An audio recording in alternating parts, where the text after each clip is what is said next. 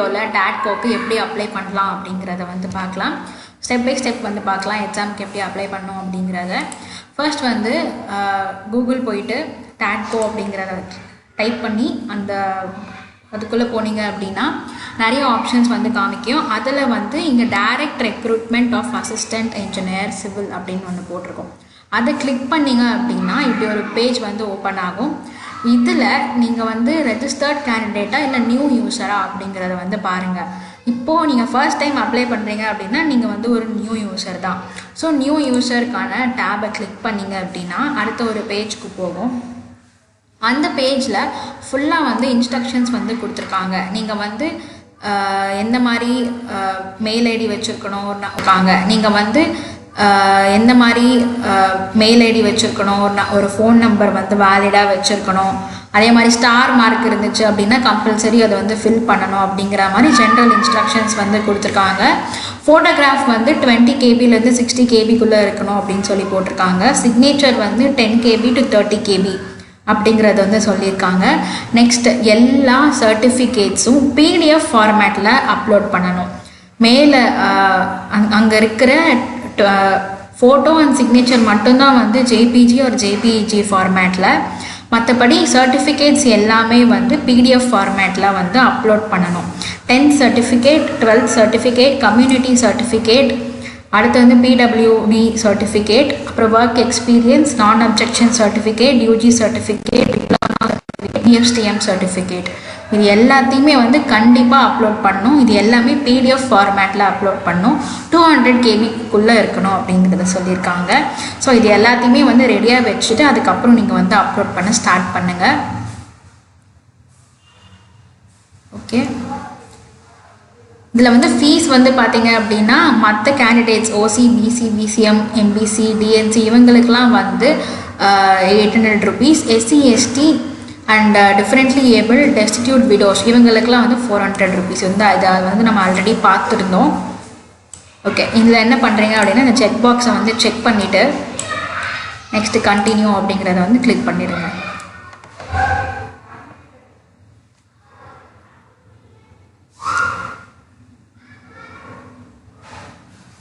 Okay, இப்போ இதில் வந்து இந்த பேஜை வந்து இங்கிலீஷில் வேணுமா இல்லை தமிழில் வேணுமா அப்படிங்கிற மாதிரி இதில் சேஞ்ச் பண்ணிக்கிற மாதிரி இருக்குது. வேணும்னா அது வந்து பண்ணிக்கோங்க. இதில் வந்து post அப்ளைங் for assistant engineer civil அப்படிங்கிறத வந்து கிளிக் பண்ணுங்கள். Name as per SSLC mark sheet, 10th mark ஷீட்டில் உங்கள் நேம் எப்படி இருக்கோ அப்படியே வந்து இதில் டைப் பண்ணிவிடுங்க. அடுத்து நேஷ்னாலிட்டி வந்து இந்தியன் அப்படின்னு கொடுங்க. நெக்ஸ்ட்டு வந்து உங்களோட ஜெண்டர் வந்து கொடுங்க.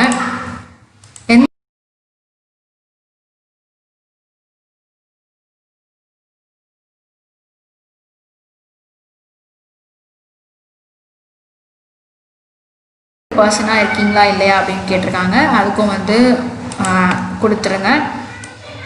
நெக்ஸ்ட்டு வந்து do you have any community certificate issued by government, Tamil Nadu government. நம்ம எல்லாருக்கிட்டையுமே வந்து கம்யூனிட்டி சர்டிஃபிகேட் இருக்கும். ஸோ அதனால் வந்து இதில் வந்து உங்கள்கிட்ட இருந்துச்சு அப்படின்னா எஸ்ன்னு கொடுங்க, இல்லை அப்படின்னா நோன்னு கொடுத்துருங்க. நெக்ஸ்ட்டு நீங்கள் என்ன கம்யூனிட்டி அப்படிங்கிறத வந்து இதில் வந்து செலக்ட் பண்ணணும்.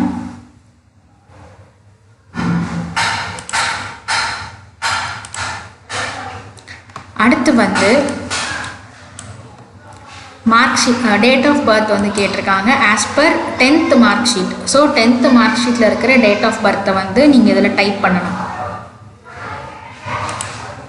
அடுத்து என்ன கேட்டிருக்காங்க அப்படின்னா மெயில் ஐடி, ஒரு வேலிடான மெயில் ஐடி. அந்த மெயில் ஐடிக்கு தான் உங்களுக்கு வந்து கம்யூனிகேட் பண்ணுவாங்க இதுக்கு மேலே என்னன்னாலும். ஸோ அது வந்து கரெக்டான மெயில் ஐடி வந்து கொடுத்துருங்க.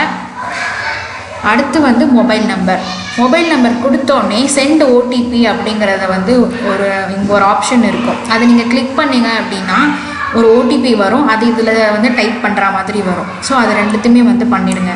அதுக்கப்புறம் இங்கே இருக்கிற நம்பரை வந்து டைப் பண்ணி சப்மிட்னு கொடுத்துருங்க. கம்ப்ளீட் பண்ணதுக்கு அப்புறம் உங்களோட இந்த மாதிரி ஒரு ஸ்க்ரீன் வந்து உங்களுக்கு டிஸ்பிளே ஆகும். உங்களுக்கு வந்து ஒரு யூசர் ஐடி அண்ட் பாஸ்வேர்ட் வந்து இந்த ஸ்க்ரீனில் வந்து உங்களுக்கு தெரியும். இதில் வந்து please click here to login அப்படின்னு ஒரு ஆப்ஷன் இருக்கும். அதை கிளிக் பண்ணிங்க அப்படின்னா வந்து பார்த்தீங்க அப்படின்னா யூசர் ஐடி அண்ட் பாஸ்வேர்டை வந்து அதில் இருந்ததை வந்து இதில் டைப் பண்ணிங்கன்னா டைப் பண்ணி லாகின்னு கொடுத்தீங்கன்னா இந்த மாதிரி ஒரு ஸ்க்ரீன் வந்து வரும். இதில் வந்து சேஞ்ச் பாஸ்வேர்டு அப்படின்னு ஒன்று காமிச்சிருக்கு. இதில் ஓல்டு பாஸ்வேர்டுன்னு இருக்கிற இடத்துல ஆல்ரெடி உங்களுக்கு இப்போ வந்திருக்கிற பாஸ்வேர்டை வந்து என்ட்ரு பண்ணணும். என்ட்ரு பண்ணிவிட்டு நியூ பாஸ்வேர்டுன்னு இருக்கிற ஏரியாவில் நீங்கள் ஒரு பாஸ்வேர்டு வந்து ஜென்ரேட் பண்ணணும். அந்த பாஸ்வேர்ட் வந்து பார்த்தீங்கன்னா எந்த ஒரு ஸ்பெஷல் கேரக்டர்ஸும் இன்க்ளூட் பண்ணக்கூடாது. டாலர் சிம்பிள் எந்த சிம்பிளுமே வந்து யூஸ் பண்ணக்கூடாது. எல்லாமே வந்து ஆல்ஃபபெட்ஸ் அண்ட் நம்பர் ஆல்ஃபா நியூமரிக்காக வந்து அந்த பாஸ்வேர்ட் வந்து இருக்கணும். ஸோ அந்த நியூ பாஸ்வேர்டை கொடுத்துட்டு கன்ஃபார்ம் பாஸ்வேர்ட் கொடுத்துட்டு இங்கே சேஞ்ச் பாஸ்வேர்ட் அப்படின்னு கொடுத்தீங்க அப்படின்னா நியூ பாஸ்வேர்டு வந்து ஜென்ரேட் ஆகிடும். இனிமேட்லேருந்து உங்களுக்கு இருக்கிற யூசர் ஐடி அண்ட் நீங்கள் வந்து இப்போ ஜென்ரேட் பண்ணியிருக்கிற பாஸ்வேர்ட் இது ரெண்டுத்தையும் தான் வந்து யூஸ் பண்ணி இனிமேட்லேருந்து லாகின் பண்ணுற மாதிரி இருக்கும்.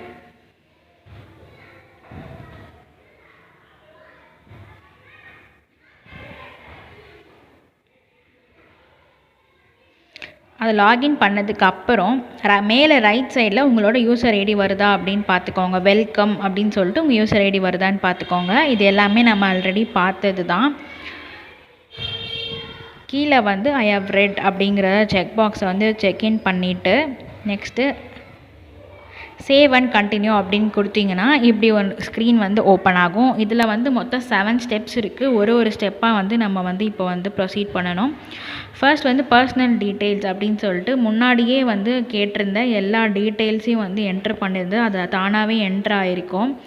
இதில் வந்து நம்ம எக்ஸ்ட்ராவாக இந்த to you belong to any priority அப்படின்னு சொல்லி கேட்டிருக்கிறத வந்து இங்கே ஸ்க்ரீனில் டிஸ்பிளே ஆகிற இந்த கேட்டகரிஸ் மட்டும்தான் வந்து ப்ரியாரிட்டியில் இருப்பாங்க. நம்ம ஆல்ரெடி இதை பார்த்துட்டோம். ஸோ அதுக்கேற்ற மாதிரி கொடுத்துருப்பீங்க. இதெல்லாம் வந்து இனிமேட்லேருந்து சேஞ்ச் பண்ண முடியாது. ஆல்ரெடி இதெல்லாமே வந்து என்ட்ரு ஆகிட்டுருக்கோம். ஸோ ஸ்க்ரால் பண்ணிட்டு வந்தீங்க அப்படின்னா father's name, mothers name, nativity அது மூணுத்தையும் நம்ம வந்து ஃபில் பண்ணணும். அதுக்கப்புறம் ரிலீஜியன் ஃபில் பண்ணணும். அதுக்கப்புறம் are you already in government சர்வீஸ்ன்னு கேட்டிருக்காங்க. ஓகே, ஃபஸ்ட் வந்து ரிலீஜியன் ஃபில் பண்ணிவிட்டு next are you already in government சர்வீஸ்னு கேட்டிருக்காங்க. அதுக்கும் வந்து செலக்ட் பண்ணிடணும். அடுத்து வந்து ஃபோட்டோ ஐடி ப்ரூஃப். அதுக்கு வந்து நீங்கள் ஏதாச்சும் ஒரு ஐடி ப்ரூஃப் வந்து செலக்ட் பண்ணணும். Aadhaar, driving licence, PAN card, passport, voter ID எது வேணால் செலக்ட் பண்ணலாம். நான் வந்து ஆதார் கொடுத்துருக்கேன். ஸோ அதோட நம்பர் வந்து அதில் வந்து என்ட்ரு பண்ணணும் அங்கே இருக்கிற ஸ்பேஸில். அடுத்து வந்து உங்களோட address, state, district, city, pincode இது எல்லாத்தையுமே வந்து செலக்ட் பண்ணணும். இப்போது நீங்கள் ஆல்ரெடி இருக்கிற அட்ரஸும் உங்களோட பர்மனண்ட் அட்ரஸ் ரெண்டுமே வந்து சேமாக இருக்குது அப்படின்னா நீங்கள் வந்து அப்படியே விட்டுறலாம். இங்கே இருக்கிற box same as the permanent அட்ரஸ்னு இருக்கிற செக் பாக்ஸை வந்து செக்இன் பண்ணணும். அப்படி பண்ணிங்கன்னா நீங்கள் திருப்பியுமே வந்து இன்னொரு அட்ரஸை வந்து நீங்கள் வந்து கொடுக்க வேணாம். இங்கே வந்து சேம் ஆஸ் பர்மனண்ட் அட்ரஸ் ரெண்டுமே சேமாக இருக்கும்போது அந்த செக் பாக்ஸை வந்து செக் பண்ணிக்கோங்க. அப்படி இல்லை அப்படின்னா தனித்தனியாக என்ட்ரு பண்ணிக்கோங்க.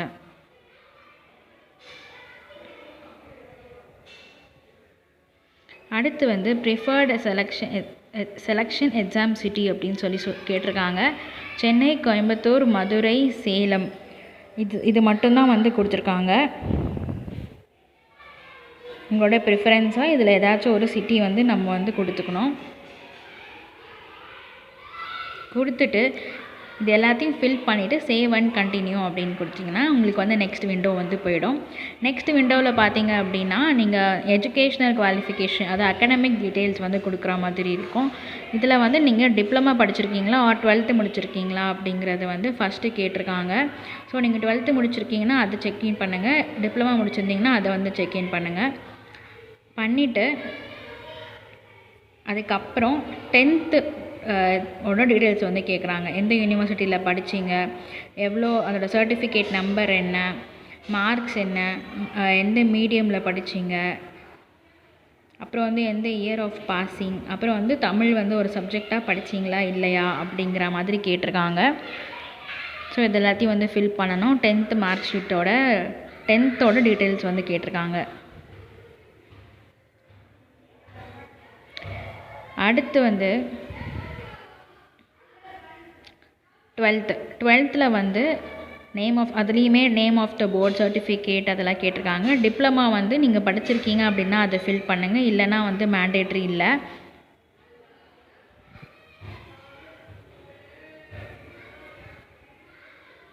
அடுத்து வந்து யூஜி வந்து பார்த்தீங்க அப்படின்னா நீங்கள் எந்த டிசிப்ளின், நெக்ஸ்ட் வந்து யூனிவர்சிட்டி என்ன, certificate number, marks, medium studied, month and year of passing, Tamil வந்து ஒரு சப்ஜெக்டாக படிச்சிருக்கீங்களா இல்லையா அப்படிங்கிறதையுமே வந்து இதில் போட்டுட்டு சேவ் அண்ட் கண்டினியூன்னு ஒரு ஆப்ஷன் இருக்கும், அந்த ஆப்ஷனுக்கு வந்து கிளிக் பண்ணிடுங்க.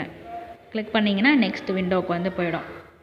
ஸோ நெக்ஸ்ட் என்ன அப்படின்னு பார்த்தீங்கன்னா ஒர்க் எக்ஸ்பீரியன்ஸில் நீங்கள் ஆல்ரெடி ஒர்க் பண்ணியிருக்க எக்ஸ்பீரியன்ஸ் இருக்கா இல்லையா அப்படிங்கிறத வந்து ஃபில் பண்ணணும். அது ஃபில் பண்ணும்போது நீங்கள் எஸ் ஆர் நோ அப்படின்னு சொல்லி கொடுக்கணும். இப்போ நீங்கள் நோன்னு கொடுக்கலாம், இல்லை எஸ்ன்னு கொடுக்கலாம். இப்போ எஸ்ன்னு கொடுத்தீங்க அப்படின்னா என்ன ஆகும்னா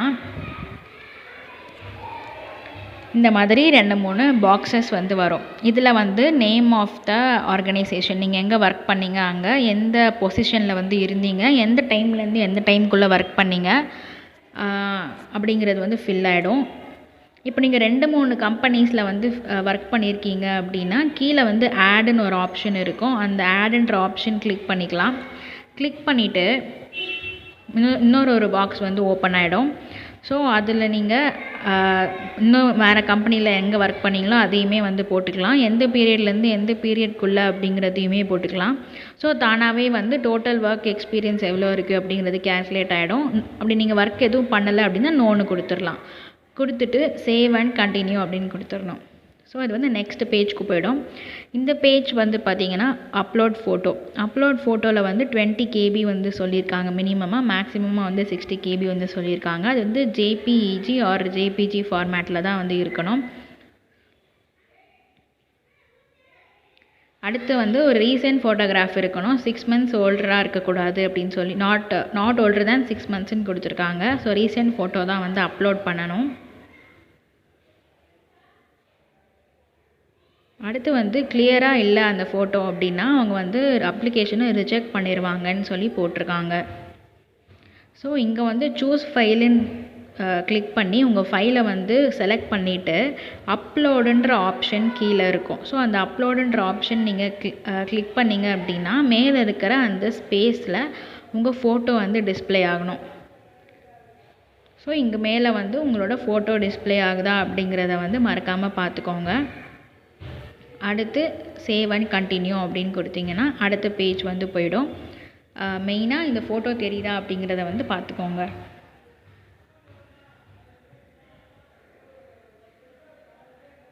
அடுத்து வந்து அப்லோட் சிக்னேச்சரில் வந்து பார்த்தீங்க அப்படின்னா இதுலேயுமே வந்து 10 KBலேருந்து 30 KBக்குள்ளே இருக்கணும் அந்த சிக்னேச்சர்.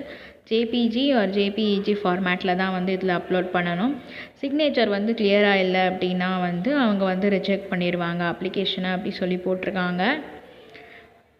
ஸோ இதுலேயுமே வந்து நெக்ஸ்ட்டு சூஸ் ஃபைலுங்கிறதுல போயிட்டு நான் அந்த ஃபைலை வந்து சூஸ் பண்ணிவிட்டு அப்லோட்னு கொடுக்கணும். மேலே இருக்கிற அந்த எம்டி ஸ்பேஸில் உங்களோட ஃபோட்டோ வந்து ஜென்ரேட் ஆகணும். நெக்ஸ்ட்டு வந்து பார்த்திங்கன்னா அப்லோட் டாக்குமெண்ட்ஸ். இந்த டாக்குமெண்ட்ஸ் எல்லாமே வந்து பார்த்திங்க அப்படின்னா எந்த ஒரு ஸ்பெஷல் கேரக்டர்ஸும் வந்து இருக்கக்கூடாது. இந்த கேரக்டர்ஸ் என்னென்ன அப்படிங்கிறதையுமே அவங்க வந்து ஸ்பெசிஃபை பண்ணியிருக்காங்க. பர்சன்டேஜ், ஹேஷ்டேக், இந்த சில சிம்பிள்ஸ் வந்து அந்த ஃபைல் நேமில் இருக்கக்கூடாது. நீங்கள் அப்லோட் பண்ணுற ஃபைல் நேமில் 10th 12th UG certificate and community certificate வந்து கேட்டிருக்காங்க. இது எல்லாத்தையுமே வந்து நம்ம இப்போ அப்லோட் பண்ணணும். இதில் அப்லோடுன்ற ஆப்ஷன் கிளிக் பண்ணணும். அப்படி கிளிக் பண்ணும்போது இதில் வந்து பிடிஎஃப், ஜேபிஜி, ஜேபிஇஜி ஃபைல்ஸ்ன்னு கொடுத்துருக்காங்க. ஆனால் ஸ்டார்டிங்கில் வந்து பிடிஎஃப்பில் மட்டும்தான் அப்லோட் பண்ணணுன்ற மாதிரி இன்ஸ்ட்ரக்ஷனில் கொடுத்துருந்தாங்க. பட் இங்கே வந்து நமக்கு பிடிஎஃப், ஜேபிஜி, ஜேபிஇஜி 3 ஃபைல்ஸ் ஃபார்மேட்லேயுமே நம்ம வந்து அப்ளை பண்ணலாம். 2-3 அட்டெம்ப்ட்டுக்கு மேலே நீங்கள் வந்து போயுமே ஃபெயில் ஆகுது, அப்லோட் ஆகலை அப்படின்னா எல்லாத்தையுமே வந்து ஒரு சிங்கிள் இந்த 10th 12th and UG certificate, community certificate எல்லாத்தையுமே வந்து ஒரே பிடிஎஃபாக வந்து போட சொல்லி போட்டிருக்காங்க.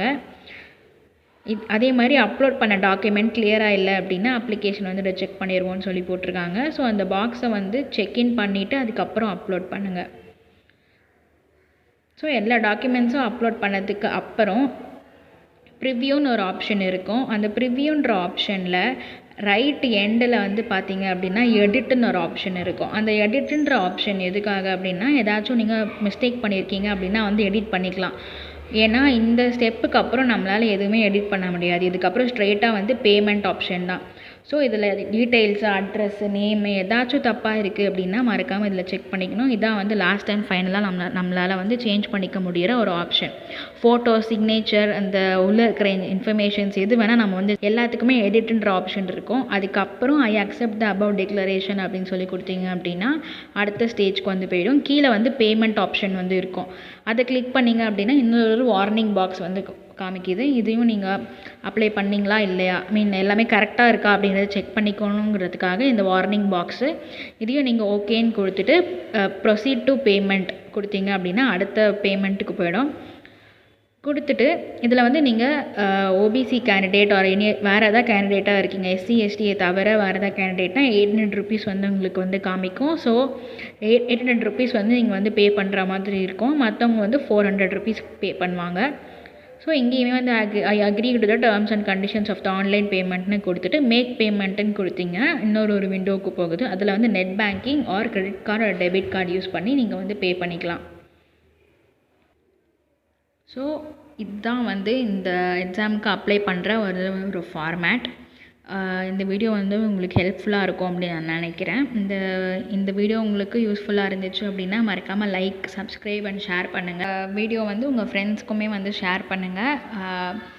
இந்த எக்ஸாமுக்கு இன்னும் அப்ளை பண்ணாமல் இருக்கீங்க அப்படின்னா மறக்காமல் அப்ளை பண்ணிடுங்க. காசு அதிகமாக இருக்குது அப்படிங்கிறத பார்க்காதீங்க, போஸ்ட் கம்மியாக இருக்குங்கிறதையும் வந்து பார்க்காதீங்க, அப்ளை பண்ணுங்கள். பிகாஸ் எக்ஸாம்ஸ் வந்து வரதே வந்து ரொம்ப கஷ்டமாக இருக்குது இப்போ இருக்க சுச்சுவேஷனில். ஸோ இந்த வீடியோ ஹெல்ப்ஃபுல்லாக இருக்கும் அப்படின்னு நான் நினைக்கிறேன். Thank you so much.